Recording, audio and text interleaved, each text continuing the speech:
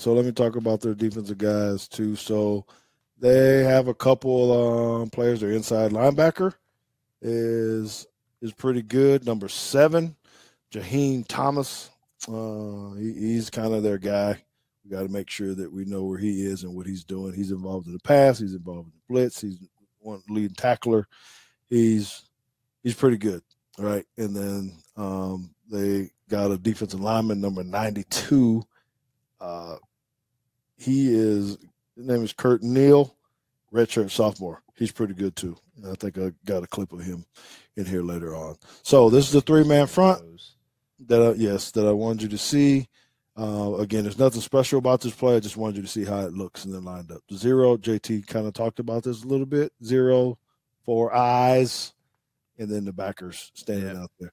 So remember what we were talking about just a minute ago, that you got to figure out who you're going to block with the linemen. They're responsible for 5 of those guys. So now this is a little bit different box, right? That's 7, maybe 8. Yeah. So when you're talking about confusion, now this is where your film comes in. Who are the rushers and who are not? Is it a backer? Is it the safety? Is it something? And this is where it has to be, you're going to have to be pretty well-versed in which way you're going to turn your line, right? So they all slid right for their purposes, right? Yep. And as we said, if you're going to pull, you're going to have to touch somebody. 46 needs to figure out where he's going to go, because we can't just leave people in the backfield. That's right. So we should anticipate the same type of pressures. Now, they, of course, the 2 teams they played, Western Michigan, South Dakota, they've held them to 14 points and 13 points. They're not as high-powered as we are. But it's the confusion part that you're just going to have to make sure we know who we're going to block, particularly if they run a slot like this. I like this. Yeah, because they basically end up slanting back to an even front, right? Like right there. It's back to a 4-2 essentially, at least by spacing. Yes. Okay. So that was really all on that. I just really wanted you to be able to see that front, and then we're gonna show you another. So this is kind of what the 4-man front kind of looks like. Still got 7 in the box, right? Yeah, okay. There's 92 right there. There's number 92. Not great. Now the guard or whoever he's over is not that great either, but you see this consistently over the film with number 92 that he's getting in people's face, right? But they still got the 5th man. I guess he's supposed to be blitzing. I don't know. The Mike backer there, I don't know what that is, if that's a blitz or if that's a... Yeah, I wonder if he's trying to read out now, or he was trying to figure out whether he had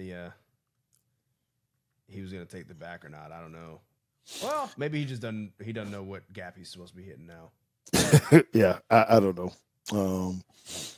But anyway, that's kind of the guys up front that I think that you have to take a look at. I think this is another one. We're 92.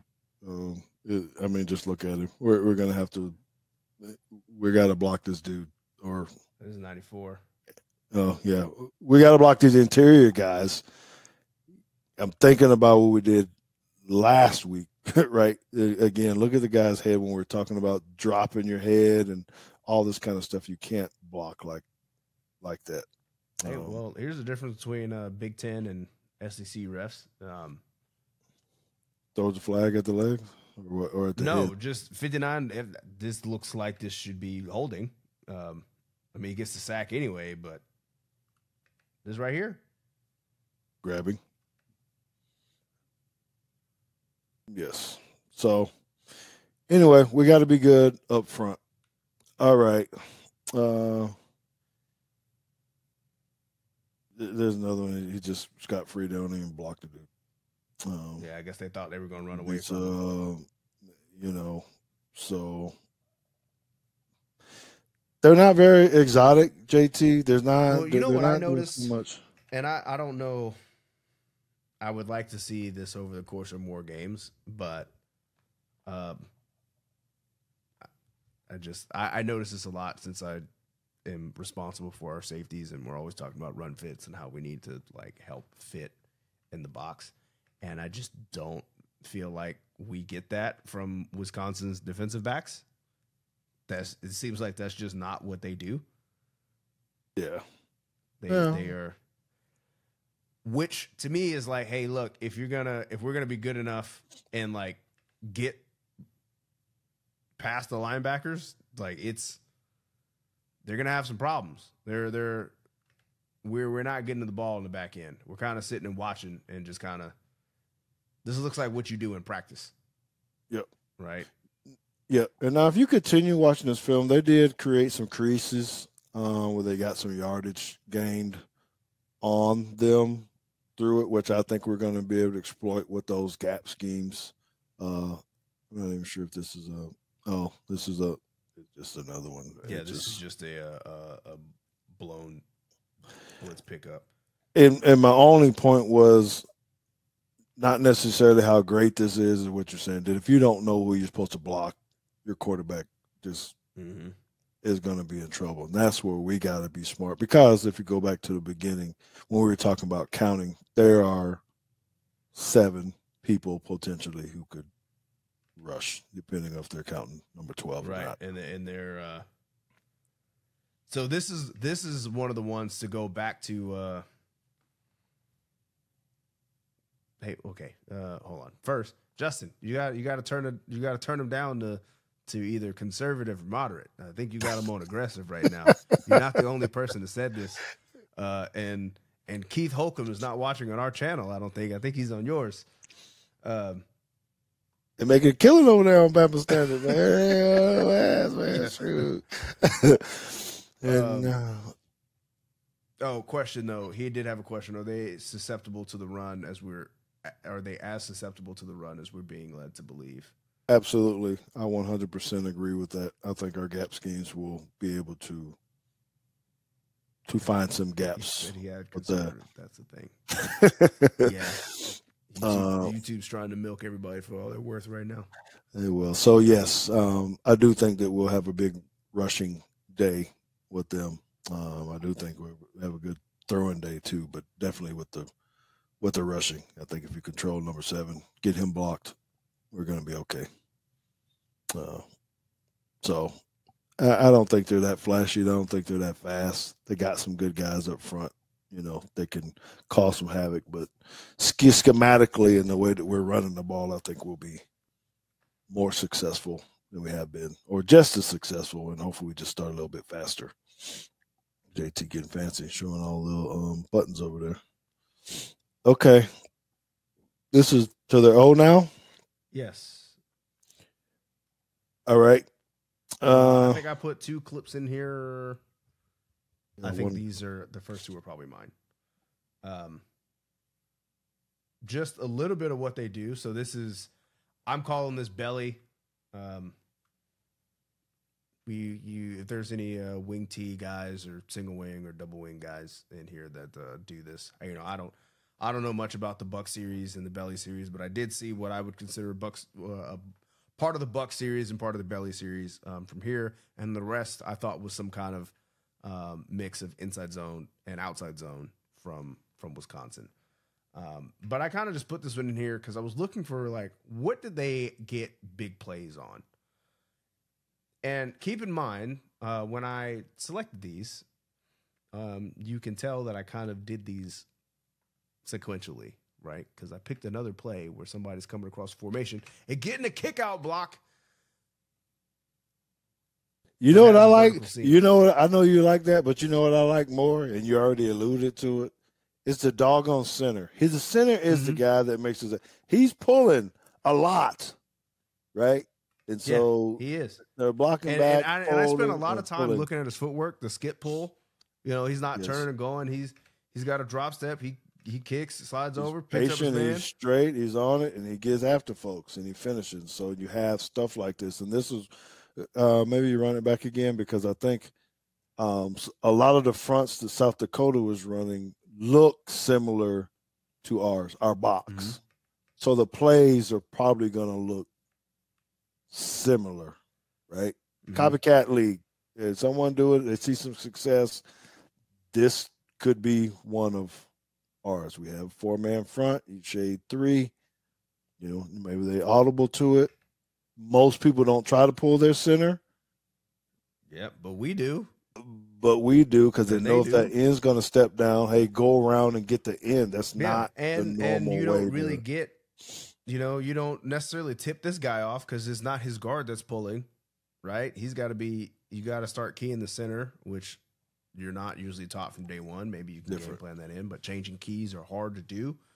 But I was also kind of looking at, okay, if I were to see this, what do I tell? If I'm the defense coordinator here for South Dakota, what am I telling our guys here? I like the end is trying to work in here. I think 57 does a good job of just sealing and making this block. But this guy here, I think he takes the wrong, as we were talking about, half a man. He attacks the wrong half of the man.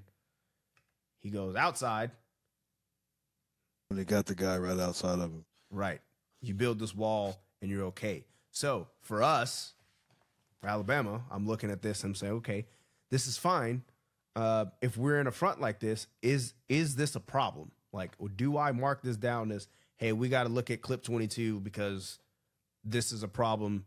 Not necessarily schematically, but it's tough for us to defend. I don't think it's tough for us to defend. I think it's just you got to get one guy from having his head out here to having his head in here, and you have a free tackler if you get this to bounce.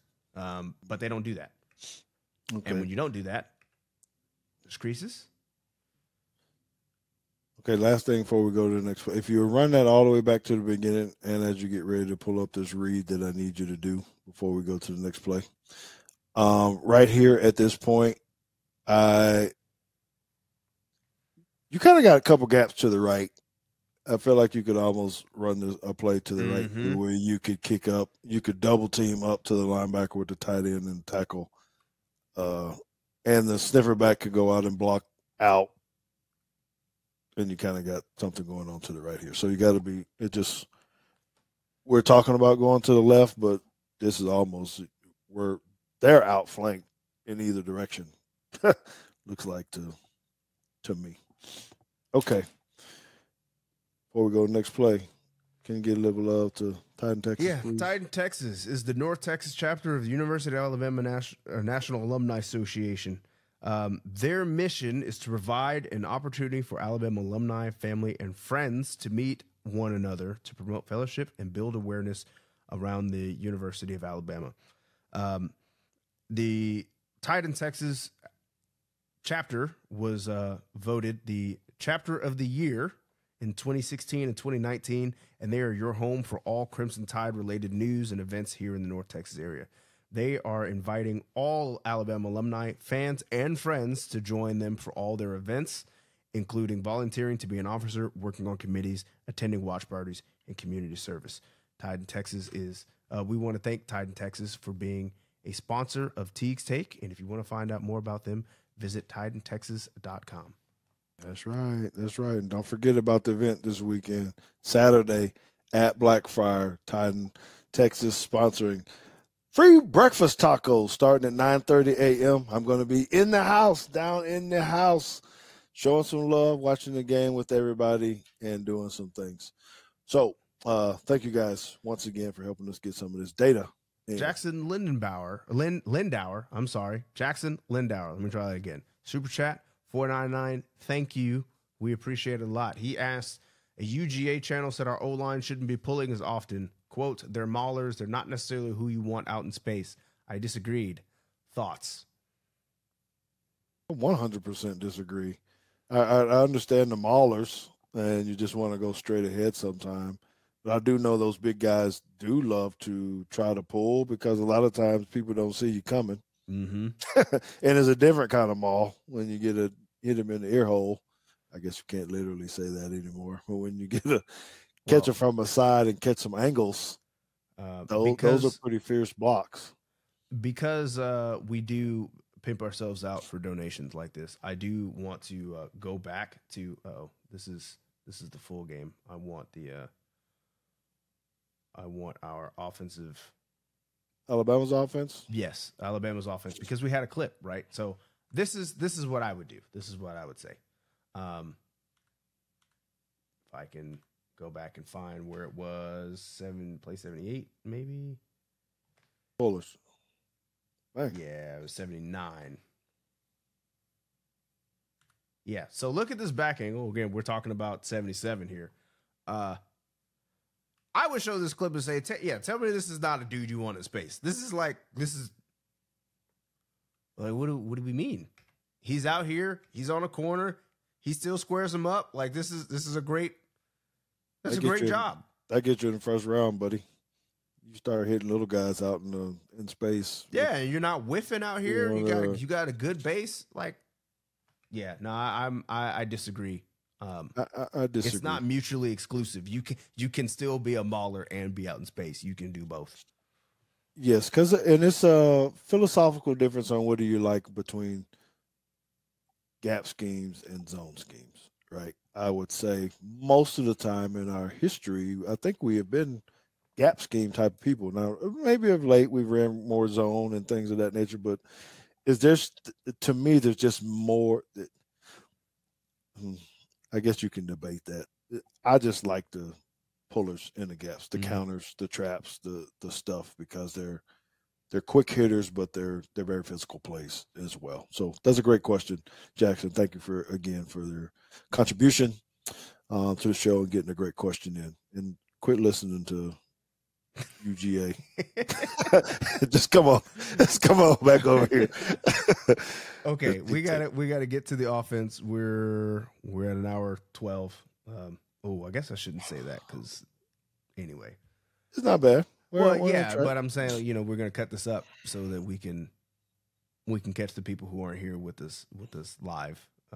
But I don't know if you're watching this, if you are from Wisconsin, or this is your first video seeing us on Teague's Take. We have a live show, and we are 1 hour and 12 minutes into the live show right now, even though this is probably 10 minutes into the video that you're watching.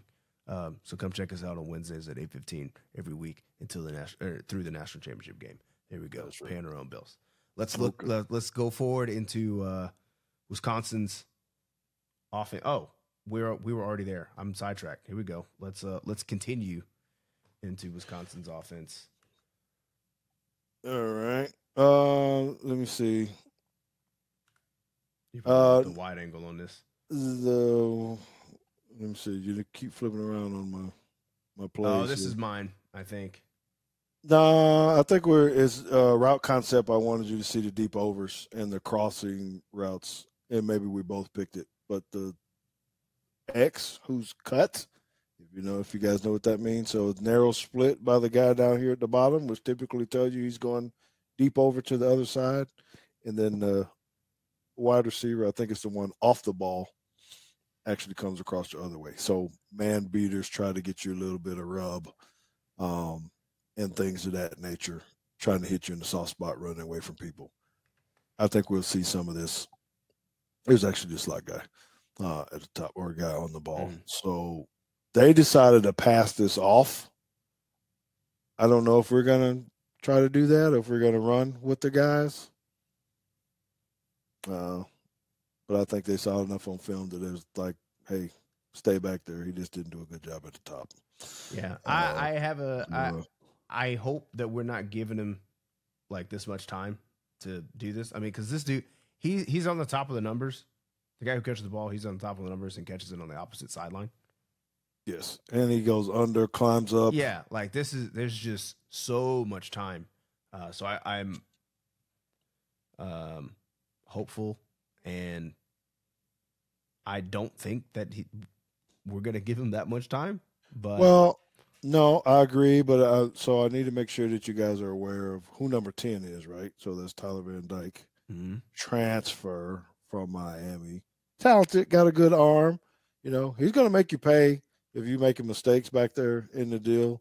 I don't think he's going to miss as many throws that Byram missed last time. If the guy's kind of open, pretty consistent there. But what I like about him for us is he's not that running threat, right, at all.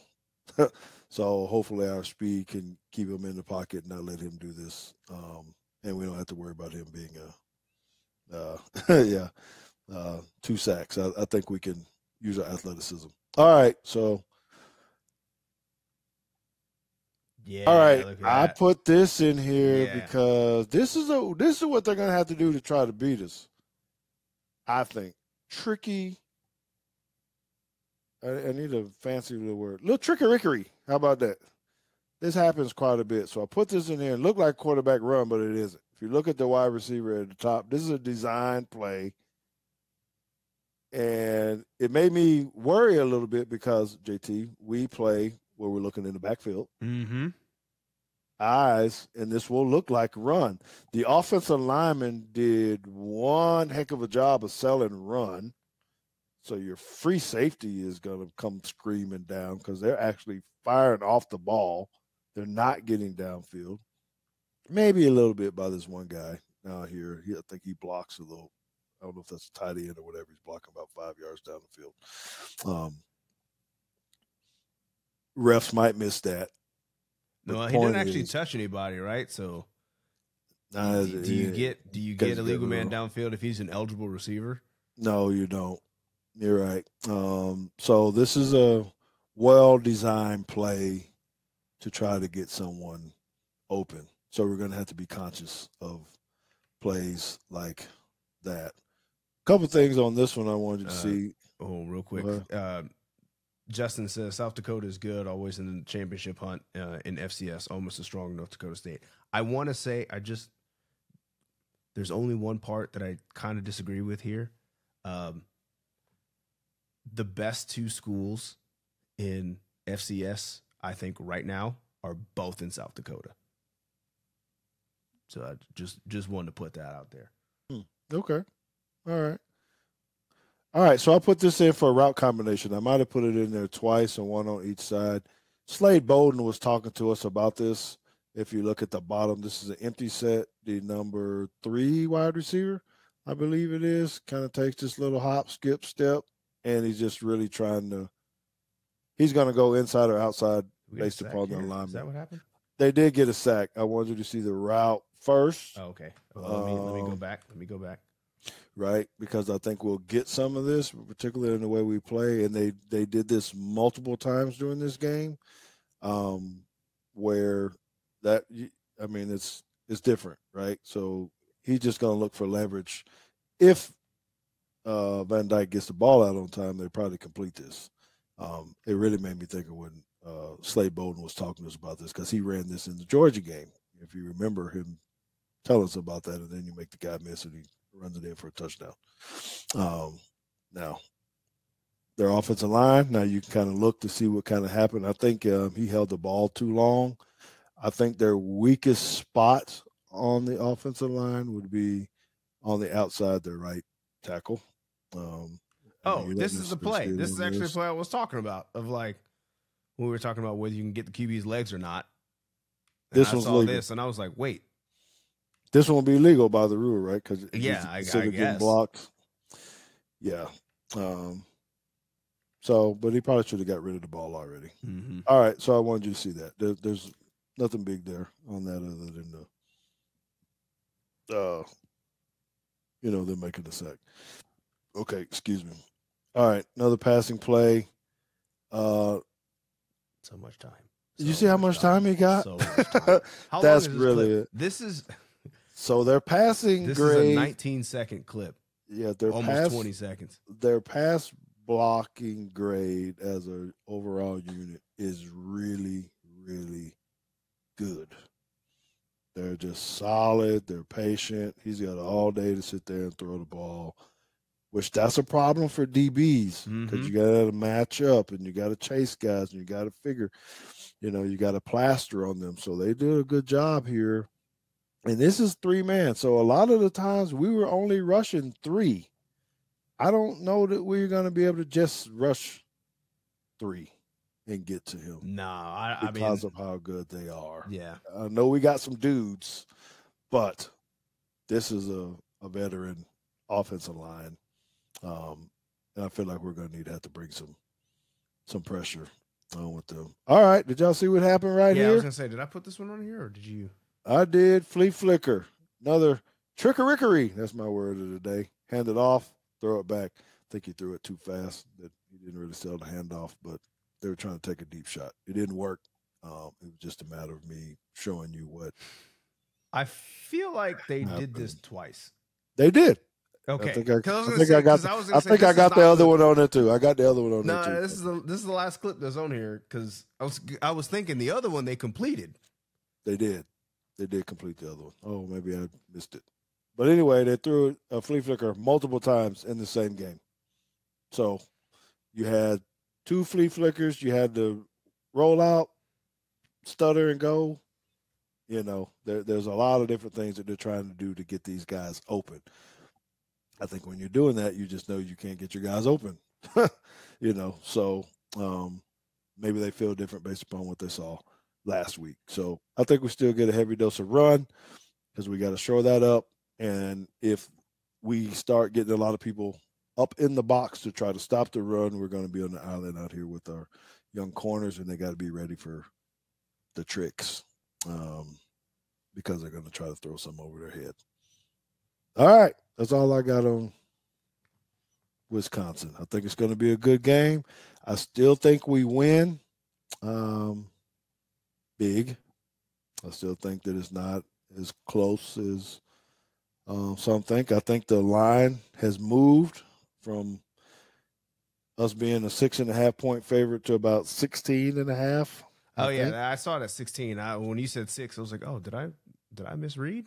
I think it started and then it moved, and I think we're surpassed that. I still think we beat them by 3 touchdowns or more. I still think we score 41 points on them, and I think we hold them to 17 points. So okay. So just to follow up on the Bama Discord, the question is for this week, what does Bama win by, and how many yards rushing does Wisconsin have? Okay. I think we win by, do my math there, what is that, 24 points? All right. Yes. And how many yards Wisconsin has? Rushing. I'm submitting this as what you're saying. I'm submitting as my answer in the Discord. I'll let you know if you win or not. Well, do you agree? I guess with the 24 points, maybe we'll just start with that, or do you think more or less? I said 24. Three touchdowns and a field goal. I say less, but that's fine. Okay. And rushing yards, I think we get frustrated a little bit again on the rushing yards. I think they have 173 yards rushing. How about that for a number? 173 yards rushing for Wisconsin. All right. I think they just put some drives together in that. I'd hate to have a 200-yard rushing day given up, but I just think that looking at the way it matches up, unless we do something different. Hey everybody, George Teague here, formerly of the Alabama Crimson Tide and the Dallas Cowboys. So let me ask you a question. Are you an athlete or a coach looking to boost your online visibility? Well, you've got to check out On3. Their personalized web pages amplify the total you on and off the field. Whether you want to grow your visibility, build your brand, or simply show the world who you truly are, On3 is here for you. They showcase the complete person, celebrating your passions, perseverance, and the pursuit of excellence beyond sports. These web pages are the ultimate digital hub to elevate your brand and highlight your journey. So head on over to www.on3.io/microsites and get started with On3 today.